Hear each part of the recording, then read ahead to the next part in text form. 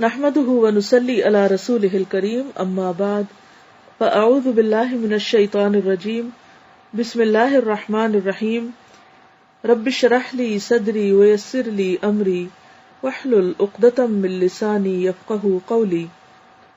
ہمارا آج کا موضوع ہے روحانیت. روحانیت کیا ہے؟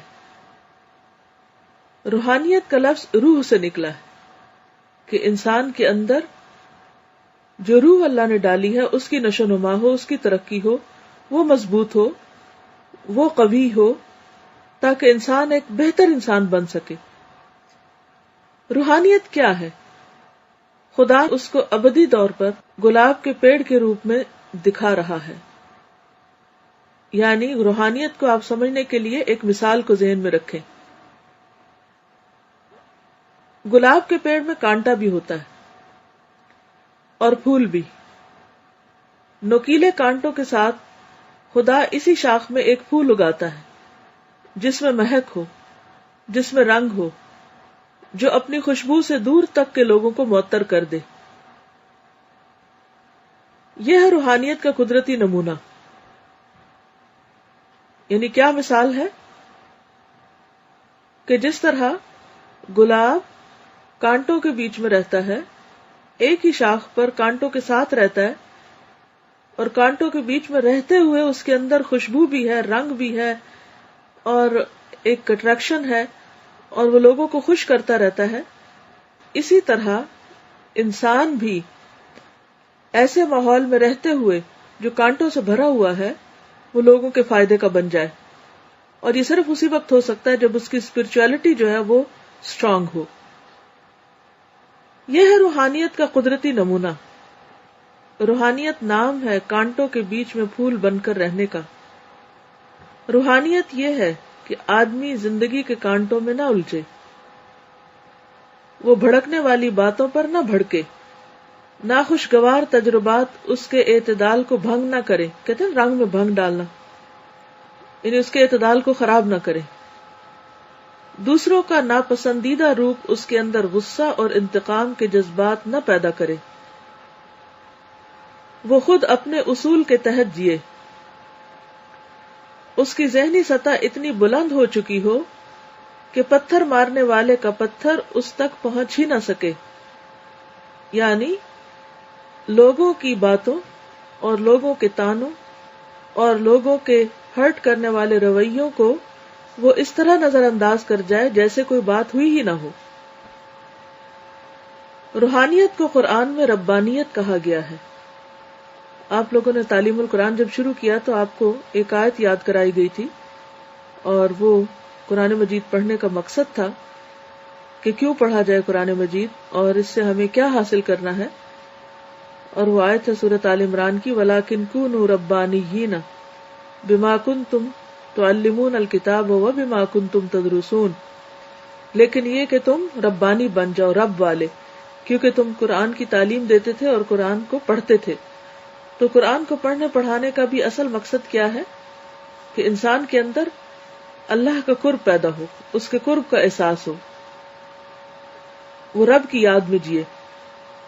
تو کہتے ہیں کہ روحانیت کو قرآن میں ربانیت کہا گیا ہے، یعنی رب میں جینا، رب والا بن کر رہنا. جو لوگ انسانی جھگڑوں میں جیے وہ اپنے قریب کی باتوں سے اثر لیتے رہتے ہیں. کبھی ایک کی بات سے ہرٹ ہو گئے، کبھی دوسرے کی بات سے، اور پھر وہ اپنا کام بھول جاتے ہیں، اپنا مقصد فراموش کر دیتے ہیں اور کچھ کرنے کے قابل نہیں رہتے. ایسے لوگوں کی روحانیت کبھی ترقی نہیں کرتی. مگر جو آدمی اپنے آپ کو اتنا اٹھائے، یعنی اتنا اونچا لے جائے کہ وہ اپنے فکر اور خیال کے اعتبار سے ربانی سطح پر جینے لگے، وہ لوگوں کی باتوں سے بے نیاز ہو جاتا ہے. یعنی اسے کوئی کچھ بھی کہے تو اسے پرواہ نہیں ہوتی، یعنی محسوس ہوتا ہے، لیکن اس کے بعد وہ بھول جاتا ہے اس کو اور اسے نظر انداز کر کے اپنے اعلی مقصد کے ساتھ مشغول رہتا ہے. ربانیت کی صورت میں وہ اتنی بڑی چیز پا لیتا ہے کہ ہر دوسری چیز اس کی نظر میں چھوٹی ہو جاتی. ایسے آدمی کے اندر یہ طاقت پیدا ہو جاتی ہے کہ وہ گالی سن کر مسکرا دے، وہ غصہ دلانے والی بات کو بھلا دے، وہ کانٹے کا استقبال پھول کے روپ میں کر سکے، روحانی انسان اپنی روحانیت یا ربانیت کی صورت میں اتنی بڑی چیز پا لیتا ہے کہ اس کے بعد اور کسی چیز کی تمنا نہیں رہتی، کیونکہ وہ انسان کو ملنے والی نعمتوں میں سب سے بڑی نعمت ہے۔ ظاہر ہے کہ جس کو اللہ کی یاد اور اللہ کی محبت نصیب ہو جائے اور ہر کام اللہ ہی کے لیے کرنے کا جذبہ اس کے اندر پیدا ہو جائے اور اس کو یہ طاقت نصیب ہو جائے اللہ کی طرف سے کہ پھر وہ جب اللہ کی یاد میں کوئی کام کرے تو چھوٹی چھوٹی باتوں کو وہ محسوس ہی نہ کرے، یہ چیز اس کے اندر حسد یعنی دوسروں سے جیلس ہونا کہ کسی اور کو کیوں نعمت مل رہی ہے، خود غرضی کہ سب کچھ مجھے ہی ملے، اور استحصال یعنی دوسروں کے حقوق پامال کرنا اور دوسروں کے ساتھ زیادتی کرنا، اس کے جذبات کو ختم کر دیتی۔ وہ اتنا زیادہ پا لیتا ہے کہ اس کے بعد کوئی اور چیز پانے کے لیے باقی نہیں رہتی۔ یہی وہ لوگ ہیں جن کے مجموعے سے وہ سماج بنتا ہے، یعنی وہ معاشرہ یا سوسائٹی وجود میں آتی ہے جو سورج کی طرح چمکے اور باغ کے روپ میں لہلہائے۔ یعنی واقعی ان لوگوں کے باہمی تعلقات دنیا میں بھی اتنے خوشگوار ہوتے ہیں کہ باہم ایک دوسرے کے ساتھ رہتے ہوئے وہ خوشی محسوس کرتے ہیں۔ تو آج کے لیے اتنا ہی کافی ہے۔ اگر اس میں مزید آپ کے کچھ سوالات ہوں یا جو بھی عمل کی باتیں ہوں اس پر آپ غور کیجیے۔ سر ایک اسٹوڈنٹ لکھتی کہ انہوں نے اپنا ایکسپیرینس لکھا ہے ٹاپک کے حوالے سے۔ استاذہ آپ نے کسی بات کی وضاحت میں ایک جملہ کہا کہ جس کے اندر روحانیت ہو وہ لوگوں کی باتوں، تانوں اور ہرٹ کرنے والے رویوں کو اس طرح ہینڈل کرتا ہے جیسے کچھ ہوا ہی نہیں۔ میں اسی پر سوچتی رہی۔ ہسبینڈ کا فون آیا اور انہوں نے میرے بھائی کے بارے میں کچھ ایسی باتیں کی جن سے میں بہت ہرٹ ہوئی، اور ساتھ ہی مجھے بھی بلیم کیا کہ تمہارا خاندان، تم سب ایسے ہو وغیرہ وغیرہ۔ اب میرے ساتھ دونوں باتیں ہوئی، مجھے تانے بھی ملے اور میں ہرٹ بھی ہوئی۔ میں نے خاموشی سے سنا اور کہا کہ شام کو بات کریں گے۔ نماز پڑھی اور بعد میں آپ کی یہی بات ذہن میں آئی۔ ہسبینڈ آئے تو میں نے اس بات پر عمل کیا کہ جیسے کچھ ہوا ہی نہیں۔ ان کو مسکرا کر ویلکم کیا، کھانا سرو کیا۔ میرے ہسبینڈ کچھ شوق میں لگے۔ کھانا کھانے کے بعد ہم چائے پی رہے تھے کہ میرے ہسبینڈ نے کہا آئی ایم سوری، میں نے آج تمہیں اتنی غلط باتیں کہی، مجھے یہ نہیں کہنا چاہیے تھا۔ میں سوچ رہا تھا گھر آؤں گا اور تمہاری شکل نظر ہی نہیں آئے گی، مگر تمہارا مسکرانا، میرے ساتھ کھانا کھانا، کوئی گلا شکوہ نہ کرنا، ان سب باتوں نے مجھے احساس دلایا کہ میں نے غلط کیا۔ میں نے انہیں کہا کہ یہ تو تعلیم القرآن کلاس کی برکت ہے، اور میں نے کوشش کی کہ اس پر عمل کروں۔ استاذہ جزاک اللہ خیر، آپ نے ہماری آنکھیں کھول دی اور ہمارے علم اور عمل دونوں کو پختگی عطا فرمائی۔ الحمدللہ، اللہ تعالیٰ اور زیادہ برکت ڈالے سب کے عمل میں۔ استاذہ ایک اور کمنٹ ہے، انہوں نے لکھا ہے کہ ایسا بہت ہوتا ہے کہ ہم لوگوں کے ساتھ جب معاملہ کرتے ہیں تو بہت اچھا کرتے ہیں اور ان کی بری باتوں کو بھی برداشت کر لیتے ہیں اور صبر بھی کرتے ہیں تاکہ اللہ تعالیٰ راضی رہے، مگر اگر وہی بات ہمارے رشتے دار یا شوہر کہیں تو نہ ہم صبر کرتے ہیں اور نہ ہی جذبات پر کنٹرول کرتے ہیں، بعد میں سوچیں تو برا بھی لگتا ہے۔ استاذہ اس کی وجہ سے دل بہت پریشان رہتا ہے۔ آپ کچھ ایسا طریقہ بتائیں کہ ہم اپنے اندر کس طرح ایسی روحانیت لائیں کہ ہر ایک کے ساتھ ایک ہی جیسا معاملہ ہو، چاہے باہر والے ہوں یا گھر والے ہوں۔ بات یہ ہے کہ گھر والوں سے چونکہ ہماری توقعات زیادہ ہوتی ہیں، ایکسپیکٹیشن زیادہ ہوتی ہیں، تو اس لیے ہرٹ بھی زیادہ ہوتے ہیں۔